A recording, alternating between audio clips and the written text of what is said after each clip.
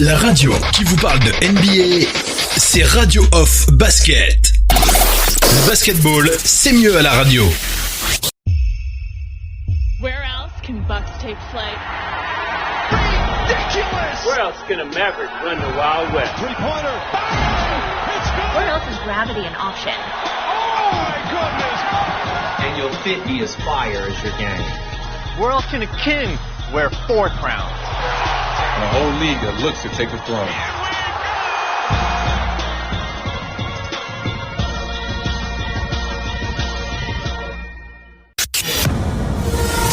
La radio qui vous parle de NBA, c'est Radio Off Basket. Le basketball, c'est mieux à la radio.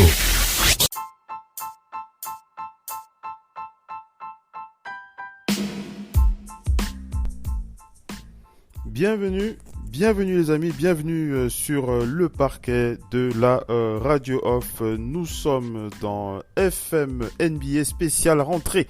FM NBA spécial rentrée, on fait le point sur la rentrée NBA puisque nous sommes dans cette période de fête, vous le savez, la NBA qui a redémarré mi-décembre, le 22 décembre pour être plus précis, et c'est donc le moment choisi ce dimanche. De manière classique, on attaque généralement le dimanche avec une émission qui donne la part belle aux Africains NBA dans Total Africa NBA, mais vu que nous sommes en début de saison et que pour l'instant il y a du grain à moudre sur les équipes phares de cette ligue que nous apprécions tant, on s'est dit on va plutôt continuer, parce qu'on avait fait un premier podcast sur la rentrée, on va continuer sur cette rentrée pour parler de l'actualité et bien entendu faire le point sur les derniers moments chauds que nous ont offert cette ligue pour ce début de saison. On rappelle qu'il y a des matchs qui sont en cours du côté de la NBA. On reviendra sur le fil rouge de cette nuit. On vous tiendra au courant des scores et aussi des stats concernant les équipes qui jouent. Je vais les lister tout à l'heure. Mais avant, on va accueillir Missy depuis Missy qui a bougé la Missy qui n'est pas du côté de Paris, elle est du côté, elle va nous le dire. Missy, bonsoir, comment vas-tu? Allô? Est-ce que Missy m'entend? Allô? Est-ce que tu m'entends, Missy? Allô? Allô? Missy qui apparemment aurait un petit souci de connexion.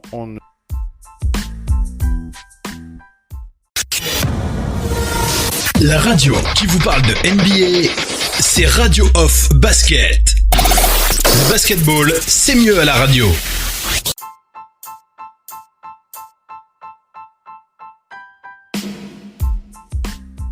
Donc, je m'apprêtais à vous passer Missy du côté de la Normandie, donc qui est avec nous. Le Doc ONP qui va nous rejoindre tout à l'heure, mais Missy qui est déjà connecté avec nous. Missy, bonsoir, bienvenue sur Radio Basket. Comment va la forme en cette période de fête? J'espère que ça va bien. En cette période de fête, on est là quand même endeuillé, petit peu à son âme. Mon petit cousin, monsieur Petit qui est décédé en début de semaine au pays là-bas, donc voilà, paix à son âme. Nos condoléances. En ce moment, 2000, c'est une année qui continue mauvaise. On est en Normandie, là, moi je suis en Normandie pour passer les vacances. Et sinon, pour mon petit héros, il a Casey Jones. C'est une véritable légende du basket qui disparaît. Il a été champion NBA avec les Celtics. C'est l'ancien coéquipier de Bill Russell aux Celtics en université. Il est 12 fois champion NBA, champion olympique. Il a gagné au total 12 titres avec les champions NCAA. Il en a gagné 2 avec Bill Russell. Les Celtics sont une fois de plus endeuillés en peu de temps. Voilà. Belle pensée pour eux. belle pensée pour eux. Vas-y, enchaîne, après je vais attaquer le programme. Vas-y. Allô? Alors la connexion avec la Normandie qui est un petit peu difficile. Vas-y. Allô? Oui. Vas-y. Donc, Tu parlais de Casey Jones. non, ce que je disais, Casey Jones, en fait, je disais que c'était une vraie légende du basket, un des pionniers, la franchise des Celtics, la plus vieille franchise de la NBA d'ailleurs, et paix son âme vraiment, pour la tête, c'est un Hall of Famer, c'est l'un des pionniers. La liaison qui est... On a un problème de liaison assez... On a des coupures. On a des coupures avec toi. On va essayer de... Je vais essayer de déconnecter et reconnecter la liaison avec toi. Et puis on va voir si ça passe parce qu'on a vraiment un souci de liaison. Attends, je déconnecte et je te rappelle, en espérant que le doc aussi va pouvoir décrocher. Un petit souci de liaison, ça arrive parfois. On va la rappeler. On va rappeler Missy. Pendant qu'on est en train de se reconnecter avec Missy, on va quand même parcourir donc le programme d'aujourd'hui. Je vous ai précisé qu'on va faire le point sur l'actualité de la NBA dans ce FM NBA spécial rentrée pour cette période de fête. On rappelle que la rentrée NBA c'était le 22 décembre et on va donc enchaîner avec les points chauds de l'actualité de cette ligue. En attendant, on essaie de rappeler Missy qui devrait répondre le temps que ça sonne. Alors j'espère que la liaison sera meilleure parce que c'est vrai qu'elle est un petit peu, elle est très très hachée et c'est un petit peu compliqué lorsqu'on l'entend s'exprimer, on a du mal à la suivre. Bon, je suis en train de la rappeler là. Pour l'instant, on n'a pas de nouvelles. Alors voilà, elle a décroché. On vérifie la liaison. Missy, est-ce que tu m'entends? Est-ce que tu peux t'exprimer? On voit si le son passe mieux. Oui, là c'est beaucoup mieux. C'est beaucoup mieux là. C'est beaucoup mieux. Tu restes connecté, comme ça je peux enchaîner avec le programme. Et après, je te reviens, bien entendu, sur les points du programme. J'annonce le programme, mais avant de commencer avec le programme, je rappelle les matchs qui se jouent donc cette nuit. Du côté de Los Angeles, nous avons les Mavericks qui affrontent les Clippers et les Mavericks qui sont en train de donner une dérouillée aux Clippers de Los Angeles. Je vais vous donner le score. Nous sommes à la mi-temps, 77 à 27. Voilà, je me suis frotté les yeux tout simplement. J'ai enlevé mes lunettes, j'ai essuyé les verres de mes lunettes pour être sûr de bien voir, d'avoir bien vu ce score. Et il me semble bien, et voilà, que je ne rêve pas, c'est bien une dérouillée complète qu'est en train de subir les Clippers de Los Angeles face aux Mavericks de Dallas. Un score de 77 à 27. Voilà, je précise bien parce que je veux bien qu'on m'entende bien. Luka Doncic, donc le jeune Luka Doncic est le meilleur joueur de ce match pour l'instant avec 18 points, 7 rebonds, 4 passes décisives. En face, c'est Paul George qui tente de faire ce qu'il peut avec ses 13 points, 1 rebond et 2 passes décisives. Donc voilà un peu pour le premier match. Ensuite, nous aurons les Nets qui affronteront les Hornets de Charlotte. Donc, le duo Kyrie Irving et Kevin Durant face à Terry Rozier et notre cher rookie LaMelo Ball. Ensuite, nous aurons le Magic d'Orlando face aux Wizards de Washington. Nikola Vucevic face à Bradley Beal, ce sera un match aussi intéressant. Nous aurons les Spurs de San Antonio qui affronteront les Pelicans de la Nouvelle-Orléans. Ce sera l'occasion de revoir DeMar DeRozan. DeMar DeRozan face à Brandon Ingram et notre cher Zion Williamson.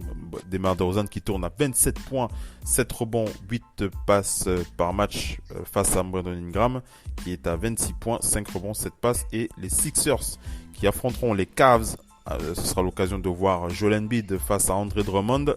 Joel Embiid qui tourne à 28 points, le Camerounais, 12 rebonds, 2 passes en cette rentrée. Nous aurons les Bucks face aux Knicks de New York, les Celtics face aux Pacers d'Indiana, les Warriors de Golden State face aux Bulls de Chicago, les Suns de Phoenix face aux Kings de Sacramento et les Timberwolves du Minnesota face aux Lakers de Los Angeles. Ce sera l'occasion de voir deux intérieurs de talent, à savoir le champion NBA Anthony Davis, 23 points, 7 rebonds, 3 passes face à Karl Anthony Towns, 19 points, 11 rebonds, 5 passes décisives. Voilà pour le fil rouge des matchs de cette nuit. Bien entendu, on n'aura pas l'occasion de suivre l'intégralité des fils rouges de ce match pour ce podcast, mais on vous tiendra déjà au courant. Déjà, il y a déjà de quoi se mettre quelque chose sous la dent avec ce match incroyablement pourri que nous sert les Clippers de Los Angeles, tout simplement, avec ce score 77 à 27. De mémoire de fan de NBA, je ne me souviens pas avoir vu une telle dérouillée du côté de LA. C'est vrai que les Clippers, ce sont des chocs, des chocs players. Mais là, il faut quand même, on a envie de manger son chapeau. Missy, tu m'entends? Allô? Missy? Est-ce que Missy m'entend? Les Clippers qui se prennent une dérouillée. Tu as envie de dire un mot là-dessus? Troisième quart-temps. Cette demi-saison, les choses ne sont pas dramatiques pour leur début de saison, même s'il n'y a que 72 matchs. Mais bon, c'est quand même, on n'est pas en pré-saison quand même, on est déjà, on n'est pas en pré-saison. Ça, c'est des scores que l'on voit généralement en pré-saison, on s'en fout un petit peu, mais là, ils sont censés déjà au moins défendre, quoi. Je sais pas, je sais pas. L'excuse du début de saison, pour moi, c'est un peu facile quand même quand je vois ce score-là. Il y a de quoi s'inquiéter. Je regarde déjà. Vas-y, parle. Après, je vais enchaîner. Je regarde les joueurs présents. Juste une chose, on a compris dès le début de ce match qui n'était ni d'un côté du terrain ni de l'autre. Voilà. Alors, le 5 de départ. Alors, on rappelle que Kawhi Leonard est blessé. Il s'est fait, on lui a mis, je crois, 8 points de suture au niveau de sa mâchoire suite au coup de coude qu'il a reçu, le coude involontaire, pour ceux qui ont un petit peu vu la vidéo. C'est un coup de coude involontaire de son coéquipier Serge Ibaka qu'il a étalé et qu'il a malheureusement amené à l'infirmerie. Donc Kawhi Leonard n'est pas présent sur ce match. Donc 5 de départ, nous avons Kennard, Paul George, Patrick Beverley, Nicolas Batum, Serge Ibaka avec une palanquée de notes en plus-minus digne de tous les mauvais élèves du monde, moins 26, moins 26, moins 25. Voilà, Missy, je crois qu'on va passer à autre chose après ce match. Allez, dernier mot et après j'annonce le programme. Missy, qu'est-ce que tu veux dire? Non, je disais tout à l'heure pour Casey Jones, c'est une énorme perte pour les Celtics, évidemment Hall of Famer en puissance. Quelqu'un qui a été champion olympique, c'est en 1956 avec Bill Russell et tout ça. Ancien coéquipier de Bill Russell, champion avec les Celtics plusieurs fois, et champion même en tant que coach des Celtics. C'était le fameux coach des deux titres en fait en 80. Les titres du milieu des années 80, donc il y avait le titre, je crois c'est 87, et puis l'autre titre aussi. C'était donc, Casey Jones, c'était donc le coach de Danny Ainge et de Rick Carlisle, voilà, de mémoire comme ça. D'accord. Voilà, donc. Une belle pensée pour cette légende, pour ce Hall of Famer. J'aime bien quand on t'entend comme ça avec de l'énergie, c'est bien. Parce que là, on t'entendait pas bien. Vas-y. D'ailleurs, les Celtics lui ont rendu un vivant hommage, sachant qu'ils ont perdu un autre joueur de la même époque aussi. C'est le John là qui commentait, celui qui commentait les matchs des Celtics, ancien joueur des Celtics, lui aussi décédé. Donc, c'est une période noire pour les Celtics. Et il faut dire que c'est quand même les équipes du début, donc c'est ces joueurs des équipes du début qui sont aujourd'hui en train de mourir entre 80 et 90 ans, donc paix à leur âme. Paix à leur âme, une belle pensée pour eux. Allez, mission, on enchaîne avec donc le programme de ce soir. On va attaquer 4 sujets. Le premier, alors on va écouter dans le programme, on va écouter 2 joueurs dans ce FM NBA spécial rentrée. On va écouter, on va aller du côté des Warriors de Golden State pour écouter Stephen Curry qui est déjà inquiet avec il y a que 2 matchs qu'il a joué, mais pour l'instant il a déjà envie de tirer la sonnette d'alarme et on le comprend. Stephen Curry, on va l'écouter. On va aussi écouter Kevin Durant qui pour lui plutôt c'est le contraire, en tout cas au niveau individuel et collectif. Kevin Durant qui est plutôt content de sa rentrée NBA avec les Nets de Brooklyn. D'ailleurs, je crois qu'on va même commencer. Commençons par Kevin Durant. Voilà, comment on va se faire plaisir. Kevin Durant, déjà effrayant pour ses adversaires. Kevin Durant qui, on le rappelle, suscitait de grandes attentes aux Nets de Brooklyn. On rappelle qu'il a été signé lors de l'été 2019, malgré sa rupture du tendon d'Achille au final NBA. L'Elia a connu une saison 2019-2020 totalement blanche. On rappelle aussi qu'à 32 ans, il ne voulait pas se précipiter. Il savait qu'une éventuelle rechute pouvait plomber la fin de sa carrière. Donc il a été bien protégé par les Nets de Brooklyn. Il a attendu donc le coup d'envoi de cette saison pour réaliser son retour sur le parquet et un retour très très intéressant déjà pour son premier match officiel. 22 points en 24 minutes pour une victoire facile face aux Golden State Warriors de son cher ex-coéquipier Stephen Curry sur un score de 125 à 99. Puis face au premier match, voilà, face aux Warriors de Golden State. On rappelle aussi que face aux difficultés des Warriors, on attendait un premier véritable test pour le juger. Donc le déplacement sur le terrain des Celtics de Boston pour Noël représentait l'occasion de voir Kevin Durant en action. Et l'impression dégagée par Kevin Durant a été incroyable, surtout pour les Celtics, car sur ce match, après une première période équilibrée, les Nets se sont envolés sur un score de 123-95, comme lors du premier match contre les Warriors. Le coach des Nets, Steve Nash, a pu donc se reposer tranquillement sur le duo Kyrie Kevin Durant, très très performant. Et sur le deuxième match, Kevin Durant s'est tout simplement régalé avec 37 points, 8 passes. 37 points et 8 passes, et les Nets ont réussi à faire la différence, notamment dans le troisième quart-temps de ce match. Kevin Durant qui a démontré qu'il est toujours aussi élégant dans son jeu. Il n'a perdu aucune force de ses capacités offensives. Donc les Celtics n'ont rien pu faire pour l'arrêter, et ça faisait véritablement plaisir à voir ce retour en grâce, on va dire ça comme ça, de Kevin Durant. On va l'écouter, Kevin Durant, après son match face aux Celtics, et après on va commenter le retour de Kevin Durant. Donc on va l'écouter et ensuite on enchaîne. Kevin Durant, c'est donc l'interview, le post-game interview après le match face aux Celtics de Boston. On écoute Kevin Durant et on enchaîne avec la suite du programme. Hey Kevin, Merry Christmas. Merry Christmas. I'm curious, you guys were down, I think, 3 at the half, down 1 with like 7 minutes to go in the third quarter, and you clearly seemed to take the game over at that point offensively. I'm curious, were you making conscious decision to be more aggressive?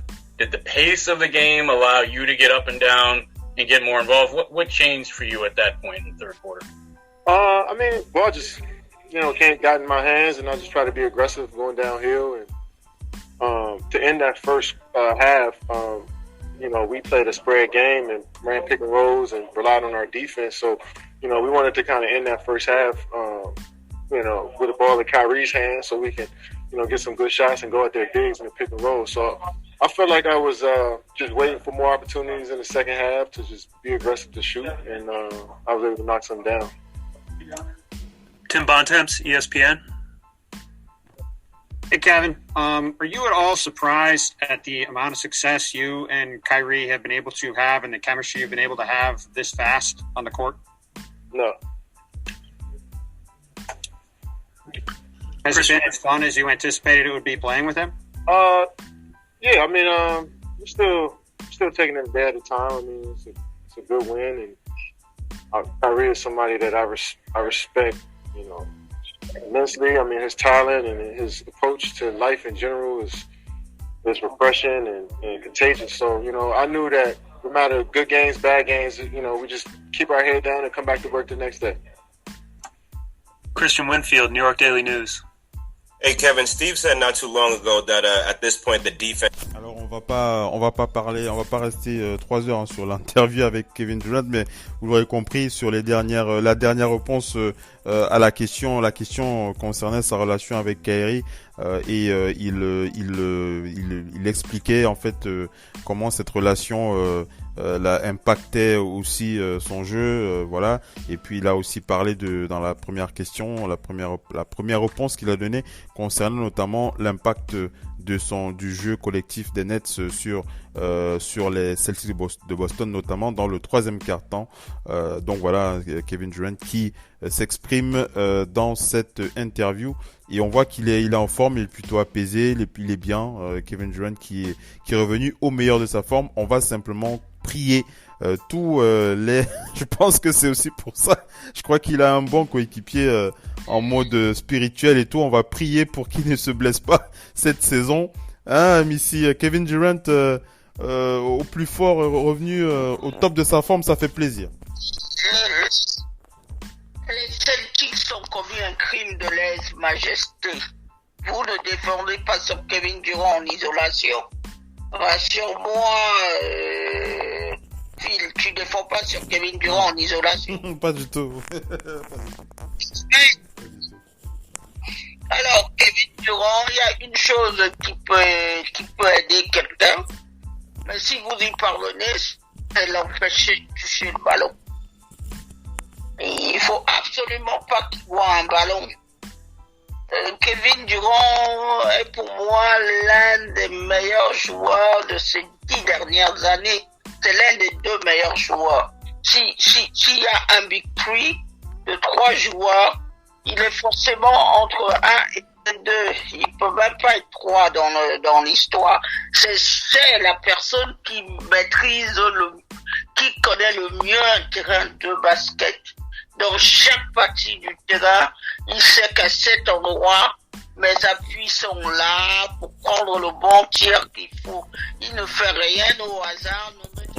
Tu as confiance en lui tu as confiance sur le fait qu'il peut être dans la discussion pour le titre de MVP cette saison ou pas du tout? Tu te dis bon, c'est pas ça le plus important, mais. Non, il va être dans la conversation.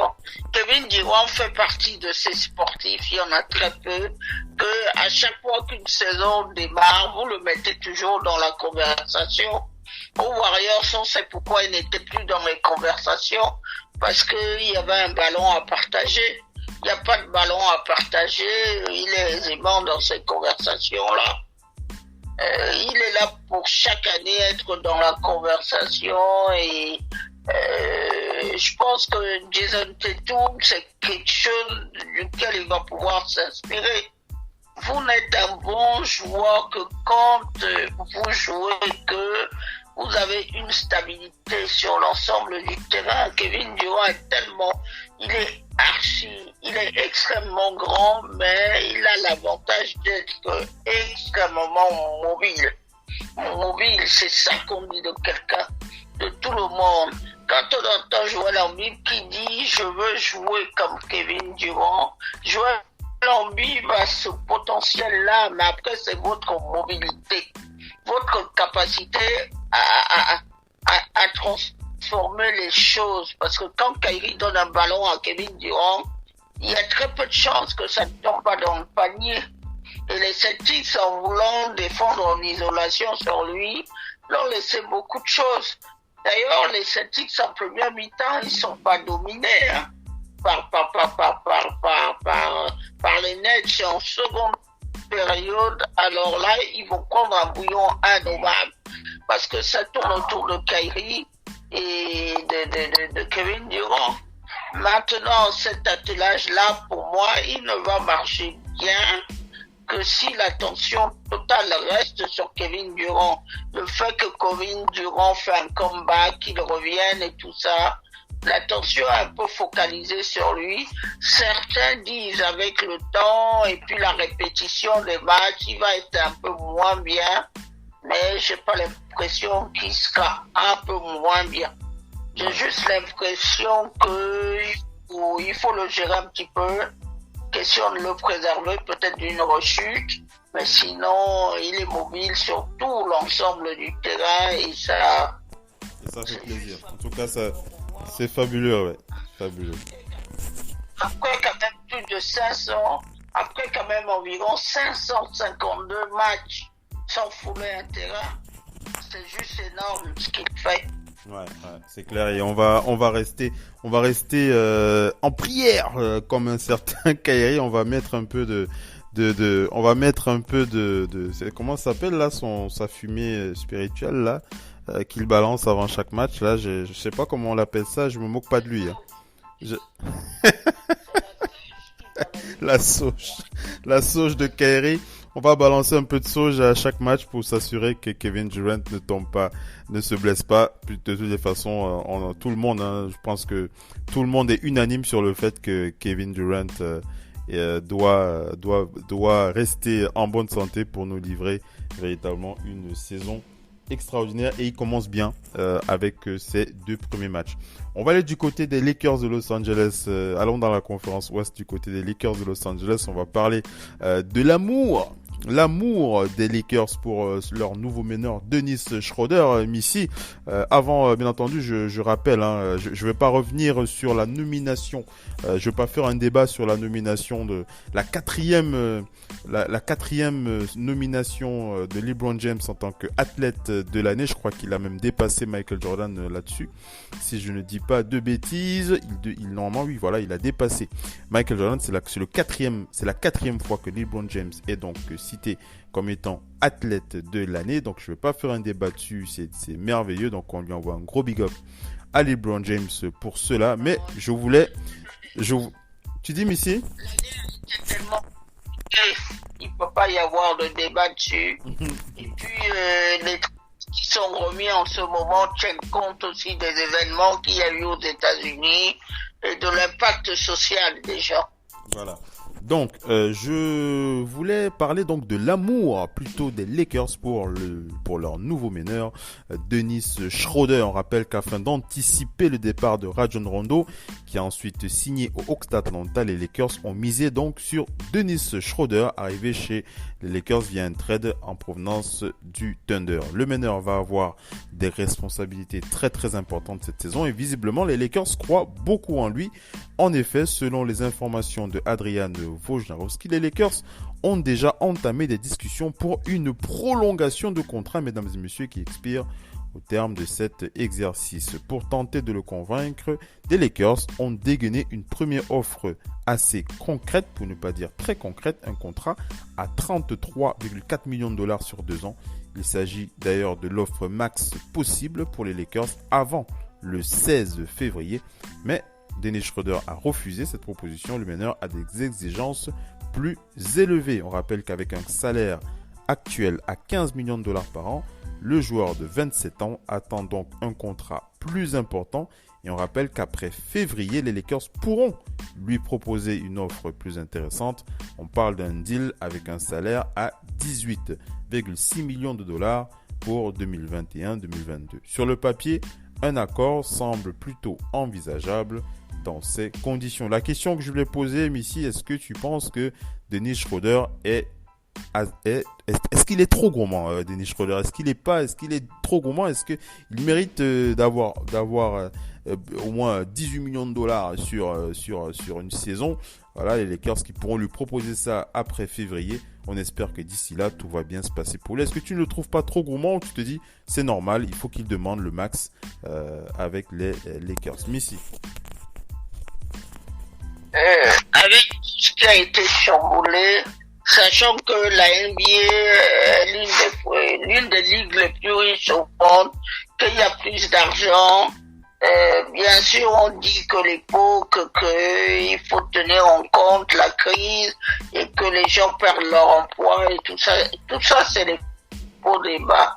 Ces gamins-là, ils s'entraînent depuis qu'ils sont petits. C'est le rêve quand tu arrives en NBA, les millions, tu veux les décrocher.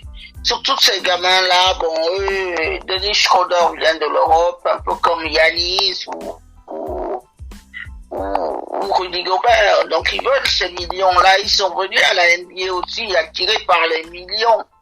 Quand tu es venu à la NBA attiré par les millions, il faut que tu vois l'argent et que tu touches concrètement l'argent. Moi, je pense qu'on est dans les faux débats. Je pense que s'il estime mériter l'argent et que les Lakers ont vraiment besoin de lui, ils paieront. C'est ça. Ça, c'est c'est pas dans le cas Gobert, dans le cas de Giannis Antetokounmpo, vous avez besoin de joueurs pour payer. Et moi, je fais pas partie des gens qui disent que trop, c'est trop.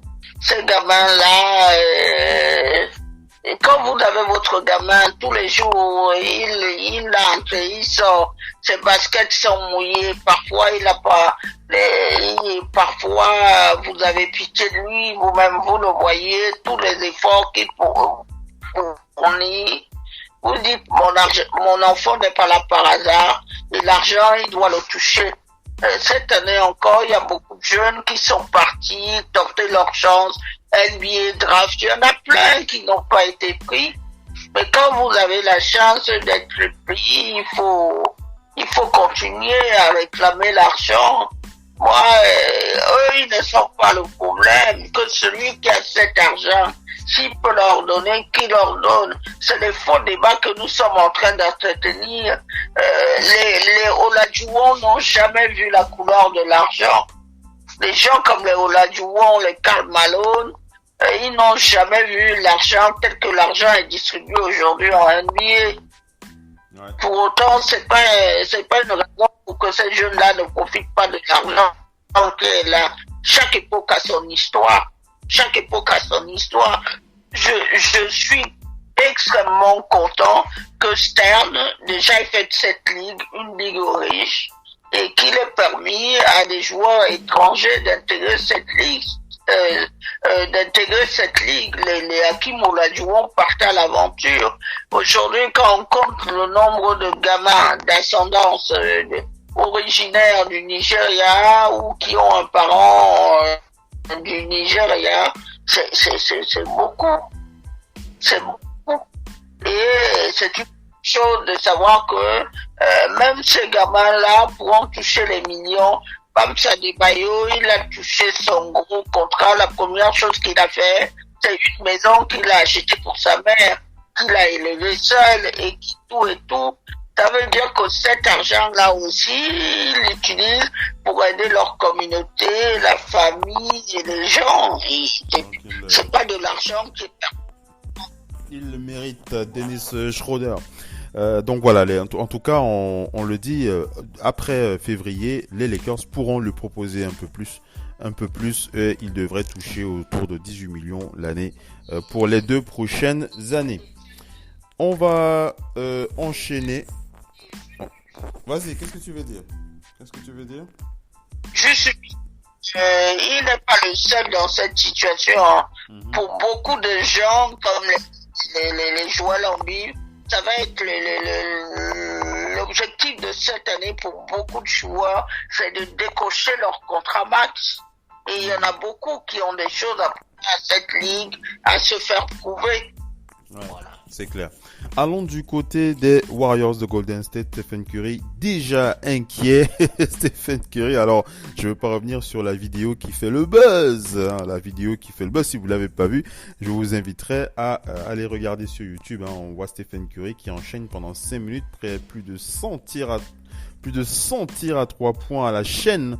Mesdames et messieurs, c'est du spectacle incroyable. En tout cas, ça fait plaisir de voir ça. Stephen Curry est en forme et ça fait plaisir. En tout cas, il est inquiet pour la cohésion de son équipe. Il sent véritablement que l'alchimie n'y est pas.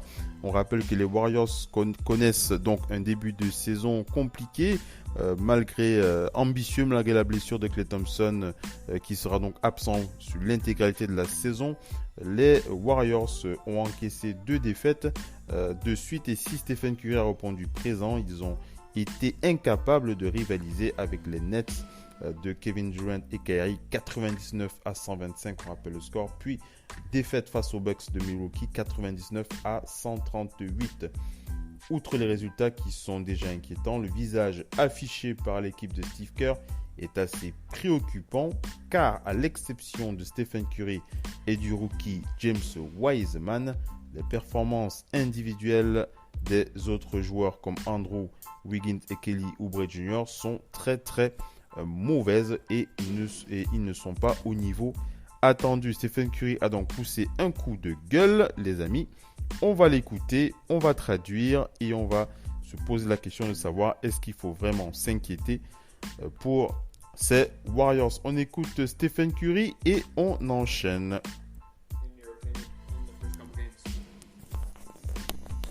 I mean, a lot. We don't really have,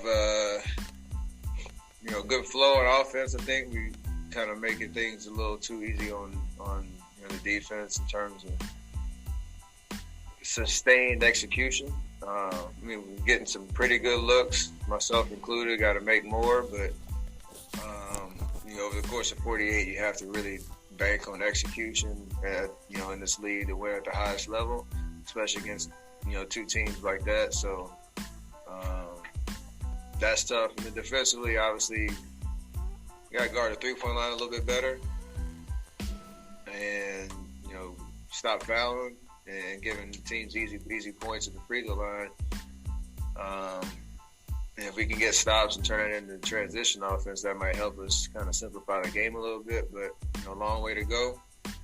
Staying positive, trying to figure out how to keep moving, get moving in the right direction, I should say.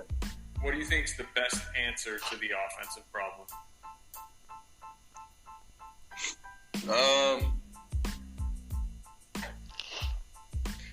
I don't know. We just have to focus a little bit more on what we're actually trying to do.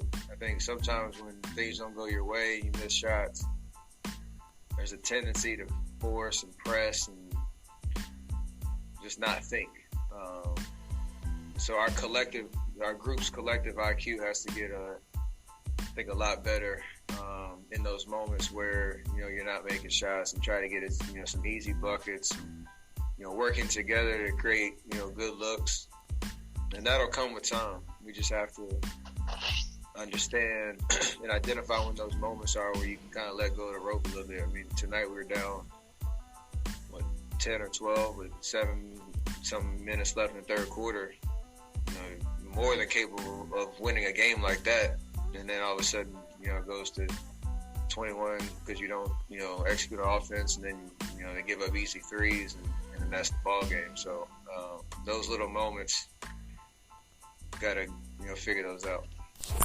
Alors on va arrêter pour l'instant l'interview juste pour traduire déjà les moments les plus importants de cette interview de Stephen Curry, mais on peut déjà vous dire, puisqu'on a les images, lorsque l'on regarde Stephen Curry dans les yeux, on voit clairement, on comprend clairement que la superstar des Warriors de Golden State est au fait des compétences individuelles, des capacités individuelles de ses coéquipiers, mais collectivement sur le plan collectif. Stephen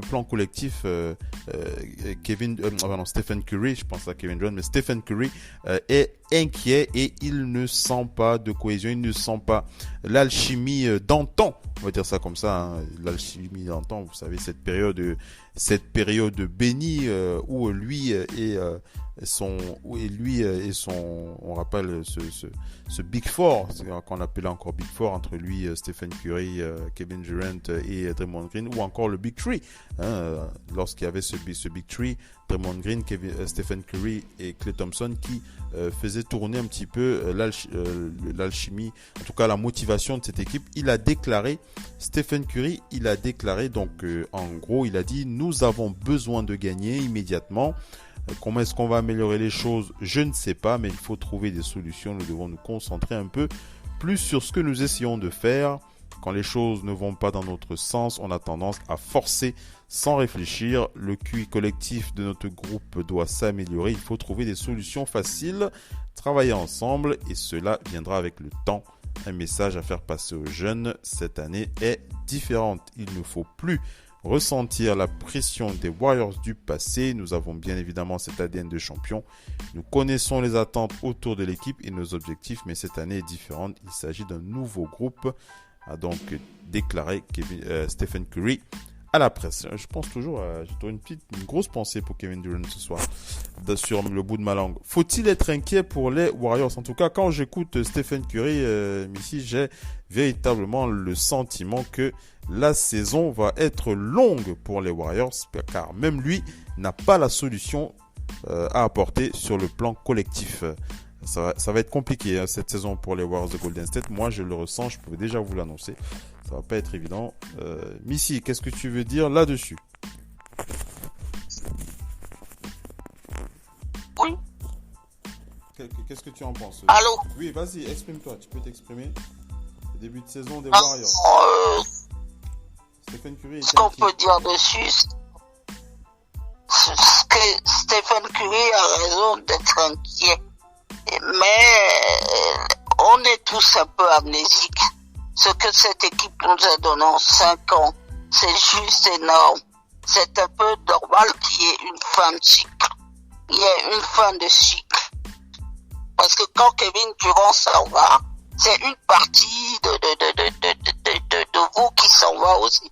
C'est quelqu'un qui est un joueur tout terrain, qui peut à peu près tout faire sur le terrain. Aujourd'hui, vous avez des joueurs comme Wiggins et tout ça.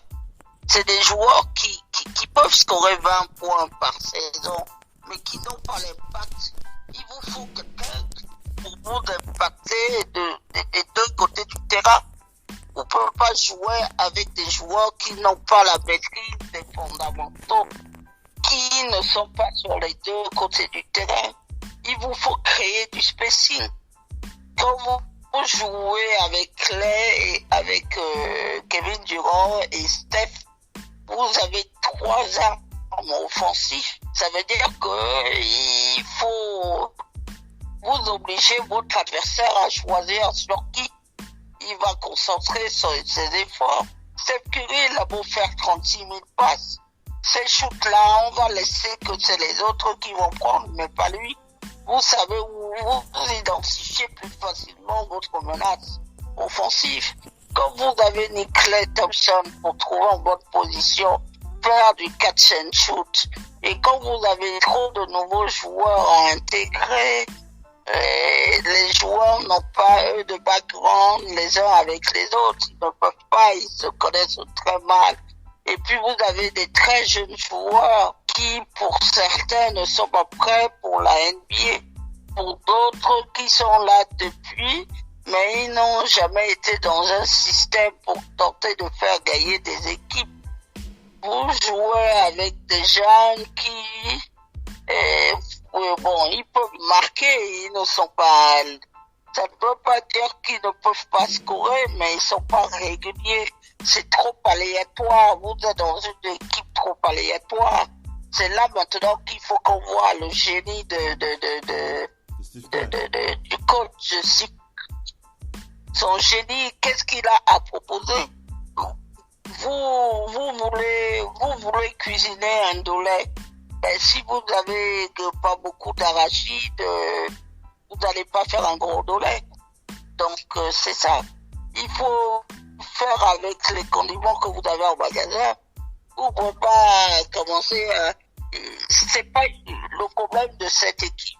C'est qu'il faut qu'elle se fasse oublier, qu'elle se projette pas trop, qu'elle tente simplement de faire sur un terrain ce qu'elle sait faire, ce qu'elle peut faire, des choses simples. Il faut jouer comme des équipes de NCA ou de college, ou des équipes d'université ou même de lycée. Les équipes de lycée, c'est des équipes où elles vont se découvrir gagnant des matchs parce qu'elles vont être précises, faire ce qu'il faut. Il faut impérativement qu'elles soient là présentement, défensivement. Et je veux bien que vous ne puissiez rien contre Kyrie ou Kevin Durant, mais contre le reste des gens, il faut pouvoir. Vous ne pouvez pas être battu par toute une équipe comme ils l'ont été par les Bucks et par les Warriors. C'est des équipes entières qui les battent. Ce n'est pas quelques joueurs. Ça veut dire que n'importe qui rentre en jeu peut prendre des tirs sur leur tête. C'est juste pas possible. Il va falloir qu'ils se fassent une relance et qu'ils se donnent la main. En tout cas, ça va être compliqué. Ça va être compliqué pour les Warriors. Vas-y, conclue et après on enchaîne, vas-y. Juste une chose, ils ne peuvent pas se reposer sur un rookie du nom de James Wiseman, aussi bon soit-il. Et d'ailleurs, c'est un très bon, il est prêt pour la NBA et tout ça. Et puis, il va falloir qu'on revoie Devon Green aussi, parce que peut-être Devon Green, en venant défensivement, il peut aider, remplacer ses coéquipiers et aboyer un peu plus. On le connaît pour ce rôle-là. Il peut faire plein de choses. Mais tant que Devon Green lui-même aussi absent, c'est encore beaucoup plus problématique. C'est clair. Curry, les gens c'est clair. disent la fin, mais non, c'est pas la fin. En tout cas, on va continuer à suivre Stephen Curry. Il est là et on espère que lui et Draymond Green justement et Steve Kerr trouveront les solutions pour nous faire sourire la semaine prochaine en tout cas. La semaine prochaine, on espère avoir au moins une victoire à tabler pour espérer quelque chose. Ça dit bien une chose, c'est que nous sommes dans l'ère des réseaux sociaux. Ce que vous avez fait il y a quelques années, Évite balayer. Allons du côté des Rockets de Houston, Missy, pour ce dernier sujet. On va parler de James Harden. James Harden qui a démontré dernièrement qu'il est toujours aussi fort, en tout cas sur le plan individuel. On rappelle qu'avec un roster des Rockets de Houston décimé par la multiplication de cas positifs au Covid-19, James Harden et donc sans John Wall, sans DeMarcus Cousins et Eric Gordon, les Rockets ont tenu le choc face à l'une des meilleures équipes de la conférence Ouest, avec une équipe faiblarde sur le papier. Les autres starters étaient donc Christian Wood, PJ Tucker, David Nwaba et Daniel House. Et les Rockets ont joué de façon assez intéressante et James Harden a été donc l'homme à tout faire, comme il s'est décrit lui-même de Bird One, comme un léger déficit dû à sa condition physique. Il a quand même claqué 44 points et distribué 17 passes sans arroser à tout va. Il était à 12 sur 22 et en conservant son arme fatale, la capacité à aller sur la ligne des lancers francs. Quand bon lui semble, on rappelle qu'il était à 14 sur 16 au lancer franc face aux Blazers de notre cher CJ McCollum, qui était donc le héros de ce match, auteur lui aussi de 44 points, en plus du panier de la gagne pour son équipe. Mais ce qu'on retient, ce qu'on a envie de partager avec vous, c'est ce qu'on a vu chez James Harden, mais aussi chez un certain Christian Wood, on parlait tout à l'heure, qui a quand même scoré 31 points et pris 12 rebonds. Il pourrait être de nature à rassurer peut-être James Harden, même si on le sait, la star des Rockets a lui l'esprit ailleurs, et on pense bien qu'il veut démontrer à tout le monde de l'NBA qu'il est bien capable, qu'il est toujours aussi fort et qu'il mérite de rejoindre un prétendant au titre. Et on vous pose dans la question, et si c'est vous, est-ce que vous faites tout pour récupérer James Harden? Missy, tu es JM, est-ce que tu te décarcasses pour récupérer James Harden après avoir vu ce match face aux Blazers de Portland? Je te dis non, c'est du déjà vu, je ne suis pas intéressé. Comment est-ce que tu Missy? James Harden n'est pas gratuit. Je rappelle juste à tout le monde que James Harden n'est pas gratuit. Voilà, il n'est pas gratuit. Et c'est donc pour ça qu'il est encore à Houston. Hein. Ne venez pas en vous disant qu'on va vous le laisser gratuitement. Il y a beaucoup de gens qui le veulent. Certains qui le voulaient comme Miami se sont retirés de l'affaire parce que quand on leur demande Tyler Hero, ils sont pas prêts à le lâcher. James Harden, je rappelle à toute la ligue, à toute personne qui voudrait James Harden n'est pas une monnaie d'échange gratuite. Il ne viendra pas chez vous gratuitement. Certes, on parle de son comportement, mais sa valeur sportive, elle est là. Ce qu'il a voulu justement montrer hier, c'est que sa valeur sportive, elle est là. C'est un joueur de saison régulière, un très bon joueur. Ce qui manque maintenant en play-off, il lui manque parfois en play-off, il lui a beaucoup souvent manqué ce meneur qui fait que moi, là où James Harden pêche, un peu comme Westbrook, c'est des joueurs il leur faut quelqu'un pour la fin de jeu, sur qui va prendre les décisions et les mettre en position de uniquement se concentrer sur leur propre jeu à eux. On voit d'ailleurs hier, James Harden a le dernier ballon, mais visiblement il veut faire une passe, la passe n'est pas très bonne du tout. Et le match se termine sur ça. Le très bon tir de McCollum, oui, mais James Harden a quand même le tir de la gagne, qui n'entre malheureusement pas dedans. Il le met en cryogénie. C'est donc il y a beaucoup de choses et puis le risque aujourd'hui pour un GM, c'est de déséquilibrer toute votre équipe. Parce que on va vous demander tellement de choses. On se souvient de l'histoire d'Anthony Davis qui demande son transfert. Mais il y a tellement de demandes qu'il ne va pas aux Lakers tout de suite.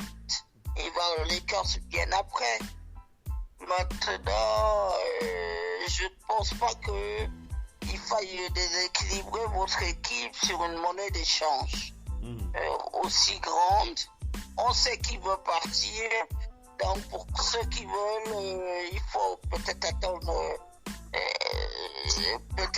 soit la deuxième partie de saison, soit la fin de saison et pouvoir récupérer comme ça. Je ne sais plus combien d'années de contrat il a encore. Il a peut-être 2 ou 3 ans. Ouais, je n'ai pas regardé encore, mais on regardera. On regardera pour faire le point. Je vois le doc qui s'est... Le doc qui s'est connecté, mais vas-y Missy, conclue, on va faire intervenir le doc. On est sur la fin de l'émission, mais on va faire intervenir le doc quand même. Vas-y. C'est toujours un joueur sur lequel vous pouvez compter sur les saisons régulières. Mais comme je dis toujours, le juge de paix dans toute cette histoire, c'est les playoffs. C'est là, c'est justement l'année dernière, c'est ce qui s'est passé pour les Clippers. Ils ont eu tellement du mal à être, alors qu'ils avaient été une très belle équipe. Saison régulière, parce qu'il y a des Rockets, c'est leur mauvais classement aussi qui les pénalise pour les playoffs. Maintenant, il faut simplement qu'ils reviennent lui-même, James Harden, et qu'il en laisse un peu sous l'aspect pour les playoffs. C'est tout. Ouais. On va faire intervenir le doc. Bonsoir, bienvenue sur le parquet de Radio of Basket. On fait un petit point rapide sur quelques points chauds de l'actualité NBA. On est en train de discuter, de parler de James Harden, les Rockets. Bonsoir le doc, comment vas-tu? Ça va? Oui, bonsoir tout le monde. Désolé, j'ai changé Skype, j'ai mis sur mon autre téléphone, il n'y avait plus de place dans mon téléphone principal et j'ai pas vu l'appel. Je me suis perdu. C'est pas grave, on va te laisser t'exprimer quand même sur les deux sujets les plus chauds de cette émission, de ce podcast. Donc on commence par le dernier point avec James Harden qui démontre à la planète NBA, à tous les patrons de franchise qu'il est toujours aussi, on va dire, bankable, je sais pas, je dis bankable basket, quoi. Avec ses 44 points, voilà, il dit, voilà, je suis là, je peux apporter pour une équipe candidate pour le titre, et je posais la question, Doc ONP, tu es JM, je sais pas moi, d'une équipe susceptible de remporter le titre, est-ce que tu te décarcasses pour avoir James Harden dans ton écurie, ou alors tu te dis voilà, c'est beaucoup trop cher, je peux pas me le payer, voilà, ou bien tu te dis non, ça n'en vaut pas la peine, vu que The Bird One, c'est comme ça qu'il se fait appeler, démontre à qui veut l'entendre, en tout cas sur le papier et sur le parquet, qu'il est toujours aussi chaud, en tout cas sur le plan offensif de son jeu. Et comment tu réagis, le Doc? Oui, déjà, pour rapidement, moi, j'ai fait une erreur, parce que je suis un parieur, ça on le sait, et je fais une erreur de pas savoir à quel point Houston, malgré les absences, avait encore des joueurs. Après, c'était pas la grosse armada, mais il y avait encore de quoi faire, et j'aime bien aimer Christian Wood. Quand je parle de ce jeune depuis que j'ai découvert à Détroit la saison dernière, et Jay Tucker, ils se sont débrouillés avec eux, mais on a pu voir ce que ça donne. Rien que cela, James Harden n'a pas eu besoin de plus pour pousser Houston aux prolongations. Houston, on me dira, c'est pas très... Portland de prolongation.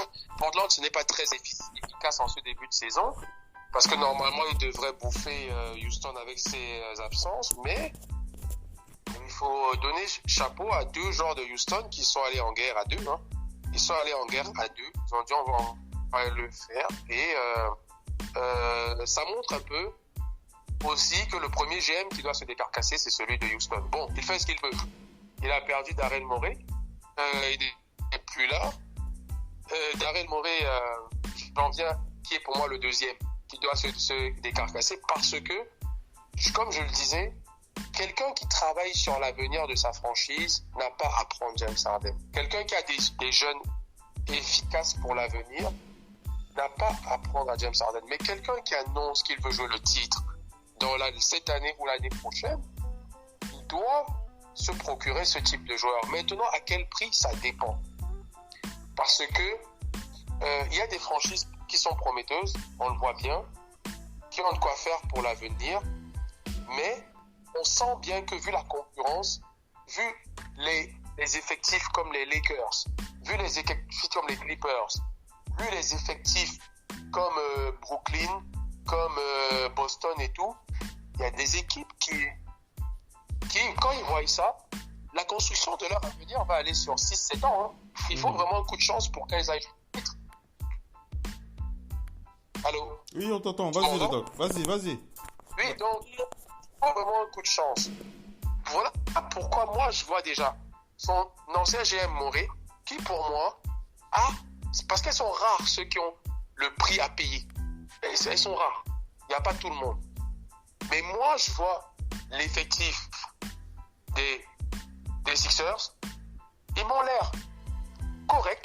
Ils m'ont l'air vraiment de pouvoir jouer ce top 4 de cette conférence Est. Surtout que Toronto, ça va être dur cette année. Ils vont mettre du temps. Et je ne les vois pas accrocher top 4. Je les vois accrocher les playoffs, mais pas le top 4. Donc les Sixers peuvent voler ça. J'espère pour eux. Mais quand je vois la concurrence, aux Sixers, il manque un truc. Parce que Joel Embiid, là, ce soir, il n'est pas là. Ça va être un test contre une équipe très faible. Non, pas faible, mais qui commence bien. Faible, mais qui commence bien. C'est-à-dire les Cavs. Même si il y a Kevin Porter Jr. qui sera absent. Mais vous allez voir ce soir, sans Joel Embiid, un petit peu, je ne sais pas s'il est là. En tout cas, il était incertain. Ouais. Il était incertain. Mais s'il n'est pas là, on va voir un premier test. Mais moi, je trouve qu'ils ont la monnaie s'ils veulent jouer le titre. Parce que moi, je vous le dis, cet effectif-là, en sacrifiant des tours plus Parce que, à ce qui paraît, c'est Ben Simmons. Je suis même pas sûr que Houston va accepter que Ben Simmons, hein, parce que je vais vous dire, il n'a pas encore la valeur d'un James Harden, mais peut-être des tours de draft ou je sais pas qui d'autre. Mais cet effectif, en tout cas plus James Harden, c'est-à-dire Jojo, Embiid, surtout James Harden et un tireur comme Seth Curry, plus Dwight Howard en sortie de banc, plus je sais pas qui d'autre est encore là. Je les vois bien maintenant faire face à tous les favoris de l'Est. Tous. Ils vont faire trembler tout le monde. Quand tu as le meilleur poste 2 de la ligue et quasiment le meilleur intérieur de la ligue, tu es favori. Tu es favori au titre. Tu n'es même plus favori de la conférence. Qu'on monte ou qu'on descende, c'est ça. Après, est-ce que ça va prendre? Je n'en sais rien. Mais sur le papier, tu deviens favori. Pour l'instant, ils ne le sont pas. À part eux, il y a des équipes comme Atlanta. On voit bien Atlanta. Ils ont tout. Atlanta, ils ont tout, mais tu sens qu'il manque un deuxième scoreur derrière Trae Young pour dire qu'on est parmi les favoris. Parce que Trae Young, jusqu'à quand il va devoir mettre constamment 27, 28, 30, 31, 32, 33 pour entrevoir une victoire. Capella est encore fragile. Capella a encore un souci à son tendon d'Achille. J'espère que ça va aller mieux parce qu'avec Capella, c'est du solide, plus le banc qu'ils ont et tout. Je vois bien cette équipe menacée, mais il manque quand même quelque chose pour être favori. Il manque ce type de joueur. À part ça, la dernière équipe que je vois, franchement, ce n'est pas même parmi les favoris. Pourtant, c'est une équipe que je vois qui peut se transformer en favori parce que ce type de joueur transforme une équipe en favori. On voit bien Kevin Durant, son côté valuable, la valeur dès qu'il quitte les Warriors ou dès qu'il absent, on voit bien cette valeur qu'il apporte. Donc, James Harden, c'est pareil pour moi. James Harden, les gens ne voient pas ce que c'est que Sacramento, mais Sacramento a une des équipes les plus équilibrées et jeunes de cette. Pour moi, ils ont de la valeur à donner. Parce que Buddy Hield reste une valeur à ce poste. Winston Barnes reste une valeur à ce poste. Ils ont quelques tours de draft, mais ils ont une très belle assise parce que Whiteside sort du banc, Holmes est en titulaire, Bagley est en poste 4 et qu'il leur manque cette arrière qui va ramener 30 points parce que Fox lui ramène déjà 20-22 points et qu'ils ont des intérieurs. Il leur manque juste ça pour regarder les autres favoris les yeux dans les yeux. Donc pour moi, voilà les seuls. Parce que Boston, je ne peux pas demander à Boston de faire ce move. Parce que Boston est prêt. Leurs jeunes sont déjà prêts. Ils sont mûrs, ils jouent le titre d'état. C'est vrai que tu vas donner qui avec la certitude? Boston peut jouer le titre pendant les 5 prochaines années avec ceux qu'ils ont là. Surtout qu'ils ont pris Tristan Thompson qui est encore jeune. Donc, Boston, le sacrifice pour Harden, pour moi, ce serait de trop. Après, ça ferait toujours rêver un Tatum, Harden ou je sais pas quoi, mais parce que le sacrifice ferait pousser Jalen Brown, plus peut-être un Kemba, je n'en sais rien, ou l'un d'eux, ce serait trop. Boston, pour moi, je ne les mets pas dedans. Au début, je pensais que c'était possible, mais je me dis, tel que je vois Boston, ils attendent de voir s'ils jouent le titre. C'est compliqué. Donc, voilà pour moi ce que je pense qu'ils peuvent.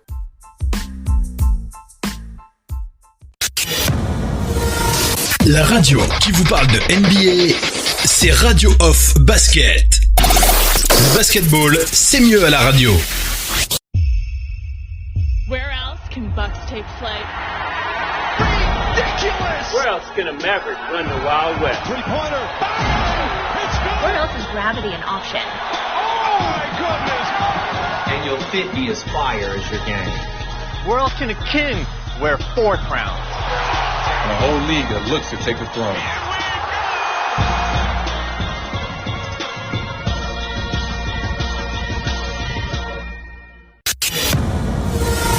La radio qui vous parle de NBA, c'est Radio Off Basket. Le basketball, c'est mieux à la radio.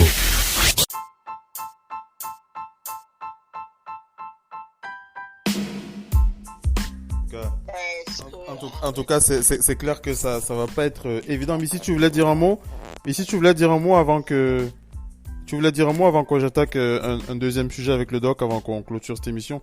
Vas-y, Missy, qu'est-ce que tu voulais dire après ce qu'a dit le doc? J'entends bien ce qu'il a dit, mais est-ce que Harden veut rester à Houston? Non. Moi, il c'est veut tout pas le problème. Non, mais ici, le souci, c'est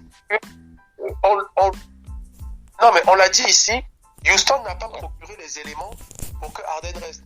Parce que moi, le trade de Westbrook, moi, j'aurais fait venir Chris Woods et DMC sans bouger Westbrook. Parce que eux, ils sont venus libres. Sans bouger Westbrook, et j'étais propre. Et c'était très, très propre. L'équipe était compétitive. Maintenant, je pense que Harden, à un moment, il va devoir. C'est que eux, ils ont peur qu'il parte gratuit en fin d'année. Mais à un moment, il va devoir jouer.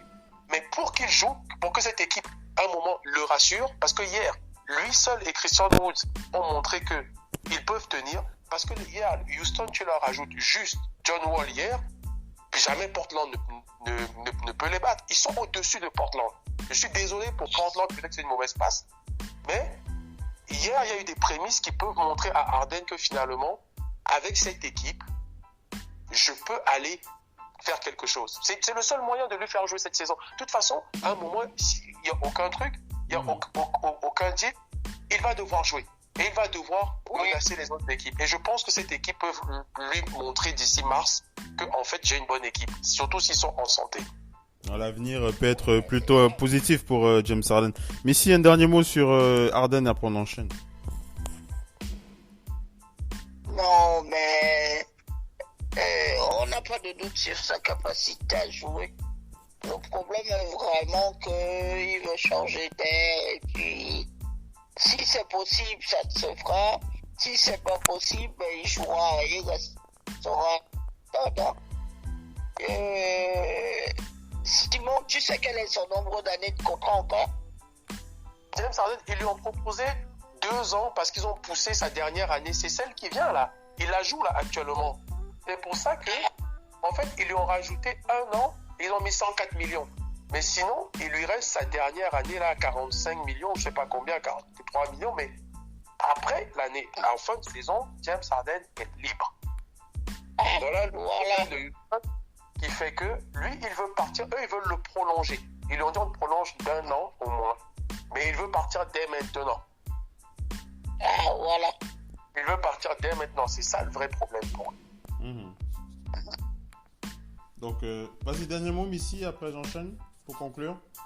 Non, c'est ce que je cherchais à comprendre.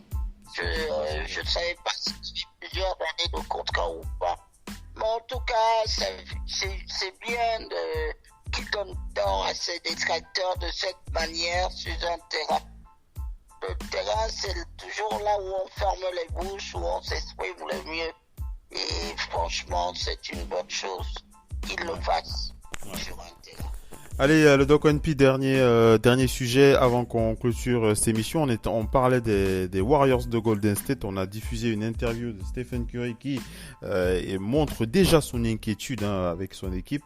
Stephen Curry, malheureusement, on en a déjà parlé. Mais on veut t'entendre là-dessus avant de clôturer. Est-ce que tu es aussi inquiet sur... alors, globalement, on résume un petit peu les propos de Stephen Curry, le Doc NP.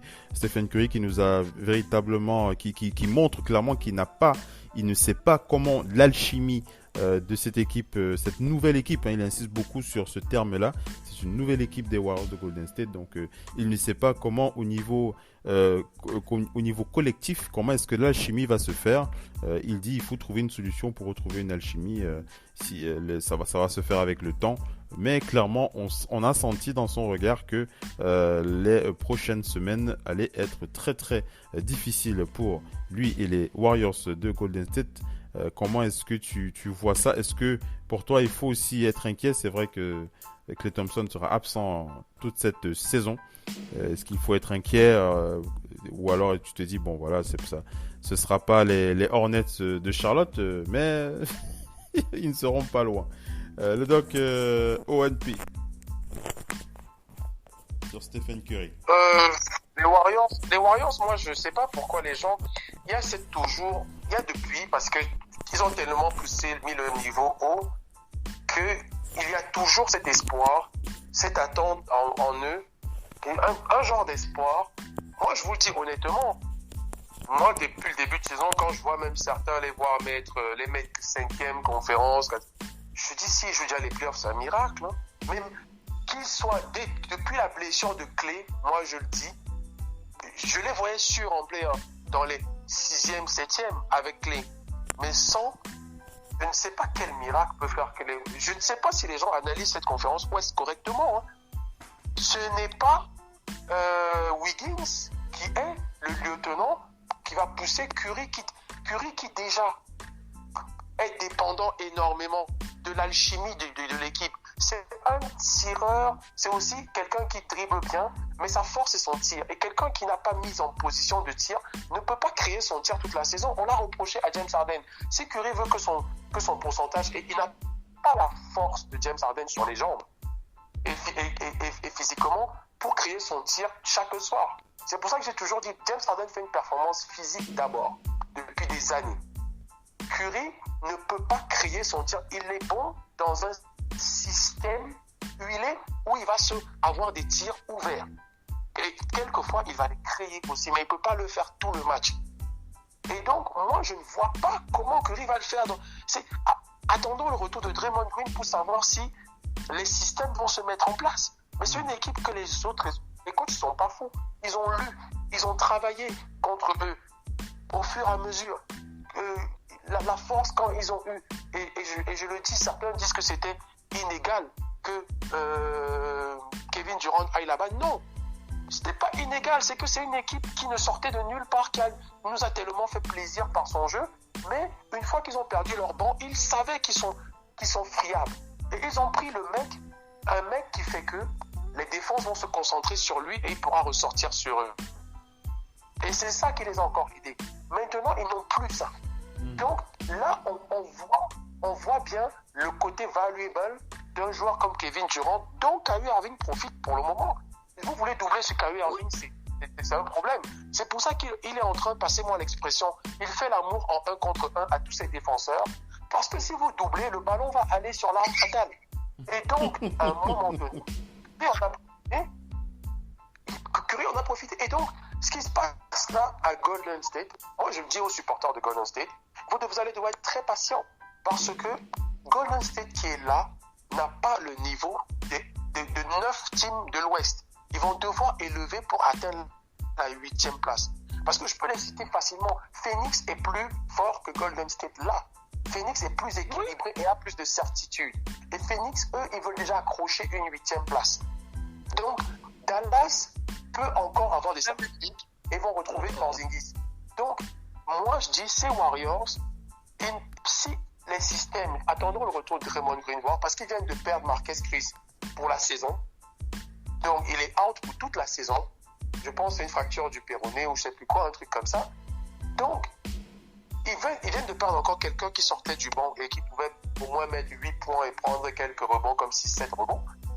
Donc, là où ils sont, soit il y a un miracle de Dieu qui va arriver chez eux, soit ils vont devoir trouver une alchimie incroyable. Je ne sais pas comment ça va se passer. Je ne sais pas du tout. Mais je ne vois pas les Warriors en play-off. Moi, je dirais à tout le monde, s'ils arrivent en play-off, c'est un miracle. En tout cas, c'est le sentiment qu'on avait aussi. Missy, un dernier mot, vas-y. Il faut les vétérans dans cette équipe. Au moins 1 ou 2 vétérans. Tu ne peux pas tourner une équipe comme ça qui tourne autour de jeunes joueurs. C'est juste pas possible. Ouais, en tout cas, ça va être compliqué, très très compliqué pour les Warriors. On est heureux de voir le retour de Stephen Curry, mais comme vous l'avez dit, Stephen Curry, ce n'est pas James Harden, comme l'a dit le Doc ONP, c'est assez clair.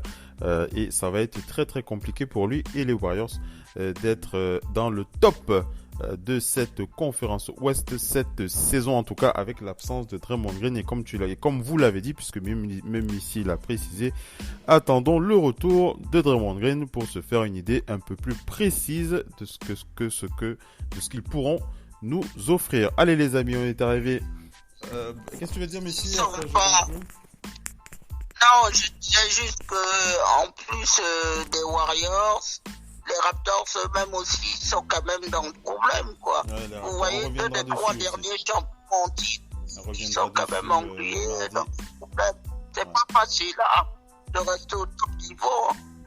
C'est pas évident. On va terminer avec le fil rouge des matchs de la nuit. Les Mavericks qui ont donc donné une belle fessée aux Clippers de Los Angeles sur un score de 124-73. Luka Doncic 24 points et donc le MVP de ce match, 24 points, 9 rebonds, 8 passes face à Serge Ibaka, le meilleur joueur des Clippers, 13 points, 9 rebonds, une passe décisive. Alors, permettez-moi d'aller regarder comment s'est comporté notre cher Bonnet Dan. Je crois que vous avez deviné de qui je veux parler puisque il s'agit de notre cher Paul George. Paul George, 24 minutes de temps de jeu, 4 sur 13 au tir, 0 sur 6 à 3 points, moins 22 en plus-minus, 15 points, 2 rebonds, 4 passes. Paul George n'avait clairement pas l'esprit à ce match. Juste une chose, Qu'est-ce que tu veux dire? Paul George était celui qui a scoré quasiment tous les points des Clippers dans le premier quart-temps. Ouais. Donc, il n'a pas dû marquer grand-chose en seconde mi-temps. Ils ont arrêté au milieu, ils ont essayé à la mi-temps. Lou leur a dit vous avez 12 minutes pour essayer. Et ils ont vu au milieu, ils sont revenus, ils ont fait un 10-0. Alors à l'entame du troisième quart-temps, ils sont revenus à moins 40. Mais après, l'adresse de Dallas est revenue, c'est remonté à 45, 46, ça s'est resté là. Et Lou a fait sortir ses principaux joueurs. Et après, ce n'est que Reggie Jackson et au quatrième quart-temps, Luke Kennard qui sont venus un peu faire leur footing. Mais c'était déjà plié parce que l'adresse aussi de Dallas était insolente. Il y a des soirs comme ça. C'est surtout que la maladresse des Clippers n'arrivera pas tous les soirs parce qu'ils ont bombardé de près. Ibaka a combien de briques tout près, à l'extérieur, ça ne rentrait pas. À un moment, ils ont lâché. Ils ont totalement lâché. C'est un score qui va leur servir parce que mentalement, on n'aime pas ça. La prochaine équipe va devoir s'accrocher face à eux. Mais j'entends tout le monde parler, oui, c'est une humiliation, mais c'est le type d'humiliation intéressante pour des gens de caractère. Parce que ceux qui ont vu le match ont vu qu'ils ont lâché. Ils ont essayé, le score s'est creusé. Ils ont lâché. Voilà. Je pense qu'ils vont passer à autre chose. Dans leur planning, la prochaine équipe va devoir s'accrocher parce qu'ils vont rentrer en mode revanchard. Clairement, ils vont clairement entrer en mode revanchard pour le prochain match. On aura donc les Nets face aux Hornets de Charlotte. Donc notre cher Trey Rosé et LaMelo Ball face au duo de l'espace. Kyrie Irving et Kevin Durant qui vont s'éclater face aux Hornets. Le Magic qui va affronter les Wizards, Nikola Vucevic face à Russell Westbrook et Bradley Beal. Qu'est-ce que tu veux dire, Messi? Non, je dis LaMelo Ball a intérêt à bien regarder ces 2 années-là. Ouais. Les Spurs qui affronteront les Pelicans, les Sixers qui affronteront les Cavs, les Bucks chez les Knicks. Les Knicks qui sont en train de mettre de côté notre cher français là, j'ai oublié Franck Tilikina qui n'est pas en odeur de sainteté du côté des Knicks de il compte pas trop sur lui, le coach. C'est un petit peu dommage. On parlera de ce cas. On parlera de ce cas. On reviendra sur ce cas mardi dans The Big NBA Show. Ouais, dans le Big NBA Show mardi, on fera le point. Les Celtics de Boston face aux Pacers d'Indiana. On espère un réveil des Celtics face aux Pacers. Jaylen Brown face à Domantas Sabonis. Gros match de la nuit. Ouais. Stephen Curry qui va se faire les dents sur les Bulls de Chicago. Les Bulls qui vont essayer de piquer l'orgueil des Warriors cette nuit. Les Suns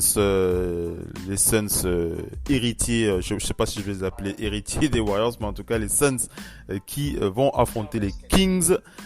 Chris Paul face à De'Aaron Fox, ce sera le duel des meneurs. Ce sera l'expérience face à la, on va dire quoi, l'expérience face à la performance. En tout cas, la rapidité de De'Aaron Fox sera intéressante à voir face. Le match retour, hein. Hier ils ont joué, hein. Le calendrier billets pour faciliter par rapport au problème de Covid. Ouais. Ils ont fait beaucoup de matchs comme ça. Ils ont joué hier, ils jouent le lendemain. Pareil pour Washington contre Orlando. Donc, ça permet des revanches assez rapides. Hein. C'est le match. Ils ont joué, et par exemple, Washington Orlando, ils rejouent. Et Sacramento Phoenix était sur le même parquet. Parce qu'ils vont s'affronter 4 fois. Là, ils rejouent encore, ils restent là. Personne ne bouge. Rendez-vous demain soir. C'est comme ça que ça s'est passé ce matin. Donc, c'est plutôt intéressant, je trouve. Ouais. Et on va terminer avec les Timberwolves face aux Lakers avec ce duel d'intérieur qui me plaît bien. Anthony Davis face à Karl Anthony Towns, ça va être beau à voir aussi. Davis est out il est out pour ce soir. Hein. Ah, donc, c'est dommage. C'est dommage. Normalement, il va le jouer. Voilà, merci le doc. Hein, tu as prononcé le mot pas que j'attendais, mais le mot qui me permet d'enchaîner avec la transition pour la clôture de ce talk show. Juste pour rappeler, tu as prononcé le mot les parieurs, le nom les parieurs. Voilà, on rappelle que la saison des paris est donc relancée. Et donc, c'est reparti avec les paris Radio Off Basket avec le groupe Bet Off, hein, Radio Bet Off. Voilà, si vous êtes un parieur comme le Doc ONP ici présent, on vous invitera à rejoindre le groupe officiel des parieurs Bet Off. Voilà, pour cela, pour savoir comment le faire, tout ce que vous avez à faire, c'est cliquer sur le lien Bet Off du site officiel radiooff.net. Vous avez toutes les informations. Je ne vais pas tout présenter aujourd'hui, mais régulièrement je vous rappellerai cette information si vous souhaitez rejoindre le groupe des parieurs Bet Off pour une saison, pour une très très belle saison remplie de pépettes, on va dire ça comme ça, avec le Doc ONP. Vous pourrez bénéficier de ces conseils dans Bet Off, dans le groupe des parieurs Bet Off. Le Doc ONP, tu veux un petit mot sur le Bet Off avant qu'on clôture? Oui, donc comme tu l'as dit, hein, ils auront le lien sur le site. Et bienvenue, je dis déjà bienvenue à tout le monde. Venez profiter aussi de ce début de saison où les bookmakers sous-estiment encore certains joueurs. Le début de saison, moi par exemple, je suis passé de 50 € à 500 € depuis mardi, en y allant doucement sur mon compte.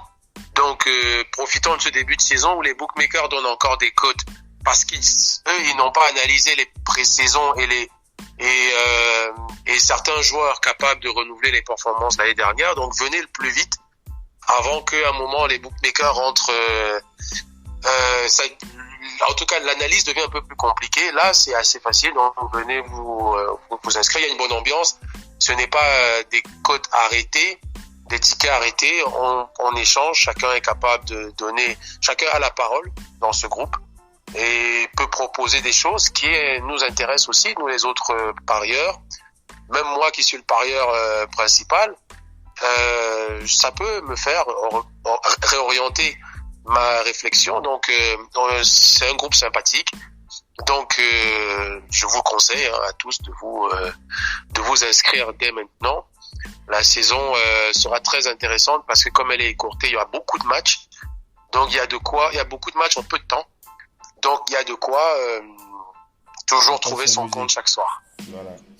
Voilà les amis, avec le Doc ONP, on vous donne rendez-vous dans le groupe pour les parieurs, rendez-vous dans le groupe Bet Off. C'est la fin de ce talk show FMNBA spécial rentrée sur le parquet de la Radio Off. On sera de retour mardi pour de Big NBA Show. C'est la reprise, on est présent. On va faire l'effort d'être là. Missy, merci d'avoir été avec nous, c'était un plaisir. Juste pour terminer, un petit hommage aux victimes de l'accident qui s'est déroulé au Cameroun, l'accident de Ndiki Nimeki. Voilà, hommage à toutes les victimes qui ont perdu la vie sur cet axe lourd. Le bilan est très très lourd, plus de 30 morts, dont de nombreux blessés sont actuellement en état dans un état grave. Ouais. Et voilà, une petite pensée pour un ami à nous ici en France. C'est Babasson, c'est Ousmane Sy de Wanted Posse qui vient de nous quitter. C'est l'un des pionniers en fait du breakdance, du hip-hop en France. Wanted Pussy était extrêmement connu. RIP à ce jeune homme. Ousmane Sy, voilà le danseur et chorégraphe. Il vient de décéder, voilà, paix à son âme. Voilà. Merci Missy, une belle pensée RIP à toutes ces personnes qui nous ont malheureusement quitté. Le Doc One P, merci d'avoir été avec nous, c'était un plaisir, on se dit à mardi pour The Big NBA Show. Merci tout le monde, à mardi. Allez, ciao Missy. Ciao à tous. Ciao, merci d'avoir été connecté avec nous, c'était Oncle Phil Basket pour cette reprise pour la rentrée NBA. Donc, sur Radio Basket, donc FNBA, je vous dis à la prochaine, je vous dis à mardi pour The Big NBA Show pour l'enregistrement, diffusion sur le réseau Basket mercredi matin. Merci à tous, ciao, bye bye.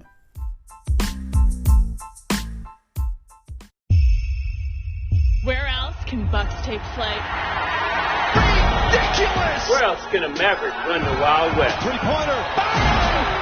Where else is gravity an option? Oh my goodness! And your 50 as fire as your game. Where else can a king wear 4 crowns? And a whole league that looks to take the throne.